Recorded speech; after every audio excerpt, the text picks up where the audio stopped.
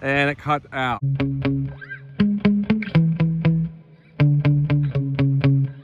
My Arlarlo SBK10 Stormbreaker.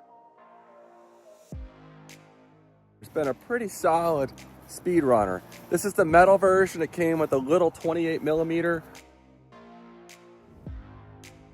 77 was the max speed on 4S and 87 on 6S on that stock motor. Now we're running a 3650 motor at 4500 kV along with this Globack G10 ESC. Last time out, this started to cut out. I think I was drawing too many amps for the 120 amp ESC, but I'm gonna try to really ease into it slowly this morning, and I re-glued the servo saver. I'm really trying to figure out what's going on with the steering in this thing. So hopefully this is an opportunity to do a few shakedown runs, and I'd still really like to get this up to 100 on this setup if possible. I'm having some problems with my 150 amp ESCs that I want to put in here, so I'm limited to what I can do. And honestly, I forgot when I was getting this ready that it was cutting out last time. So we'll see what happens. Hopefully I can make a good video out of this. If you're seeing it, I think it's been at least partially successful. So let's see what it does. Stay tuned. You know, it's mornings like this, I'm really glad I'm no longer running the M3 GPS. It would cut out on me on cloudy mornings. I don't know what it was about mornings, but it just seemed to be especially, you know, cloudy mornings where I have issues. But the GNSS by Power Hobby just works absolutely flawlessly. It's nice to come out here and not have to worry about coming out here for nothing. Anyway, I have the 4S Laperior 6600 pack in here. And we're ready to go. There's no shakedown run this morning on 3S. We're just gonna go for it and see if we can hit 100.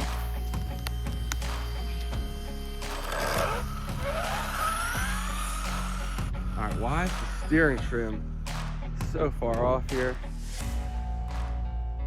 Darn it, I can't get in the thing. I will just send it and hope for the best. All right, we're clear. Easing into it. Jeez, I should have fixed that steering trim.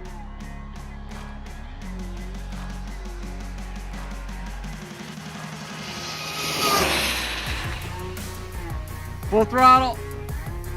All right, we got full throttle for just a second or two there. Oh, that steering trim was bad. Bad choice not to fix that. Man, that is way off. This transmitter, I like it. It has great range, it works well, but where you have to get to adjust the dual rate, you have to have fingernails or a tool or something, and I didn't have either on me. So kind of a dumb design in that regard. Anyway, did we reach 100 miles an hour? The thing was much more stable. The super glue servo saver seemed to help. 97. So 1 mile an hour better. No, 2 miles an hour slower than the other motor I had in here. Darn. And the motor is hot, so that's gonna have to cool down. And unfortunately, we're just not getting the speed I hope for from this motor. But at least it was a clean run. Let's make sure the super glue is still holding. Yes, it is. It's not all sloppy. So I'll do another run, but I'm gonna have to let this motor cool down for a minute or two. And let's see how hot the ESC got. I was gonna run a 3660 motor, but a company dicked me over and they never sent me the motor they promised they would. It was a 3660 with a 3.175 shaft. And after a little bit of cool down time, we're at 41C. So the ESC is cooling down rapidly. I don't know why it was cutting out on me last time, honestly, with it cooling down that quickly. I guess it's just, you know, too many amps, but that was a solid run. Let me adjust the steering trim, not the dual rate. and we'll do another run in a moment. Well, this is kind of embarrassing. I can't seem to figure out how to adjust the steering trim. I tried all these buttons and nothing really seems to be working. So we're just gonna go ahead and send it again. All right, I think I do have it adjusted now. A little too much.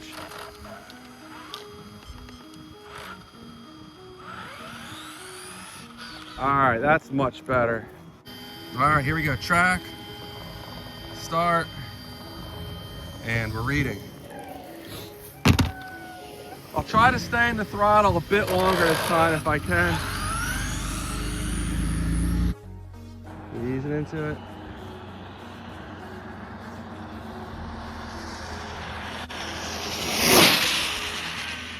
And it cut out. Definitely cut out. It may have cut out last time and I didn't just realize it. So that's unfortunate.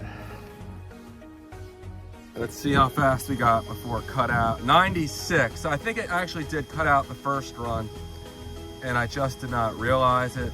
So I'm gonna need to get not only a different ESC, but also a different motor in here. This budget 3650 motor is just not delivering. And I'm gonna run it one more time. I gotta let it cool down there. That motor's real hot. And see if we can hit 95.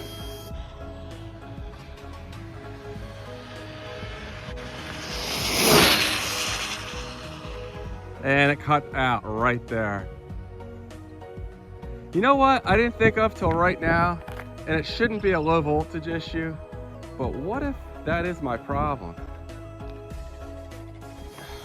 I'm gonna check the ESC temperature a little more quickly this time.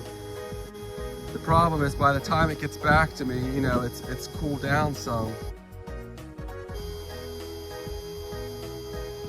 All right. It's still at 75, so I think we're hitting a thermal shutdown with that ESC because it's cooling down quickly. You figure by the time I got it back here after a run, that was probably, and looked at the temperature, probably a minute or so. So just for the heck of it, let me close out of here. And it's probably been a little less than a minute, but let's see how much we cool down in that short period of time from 75C. 57. So yeah, it was probably up closer to 90, I would guess, which is probably right around the thermal shutdown. So that seems to be the problem. The ESC is overheating and the motor may or may not have enough power. So it is hot though. All right, guys, well, that's all I have for this one. This Superior battery continues to impress. I actually meant to run this in a different car today, I forgot. But I was going to do a comparison in the Big Rock, but thanks for watching, and I'll see you guys on the next one. Take care.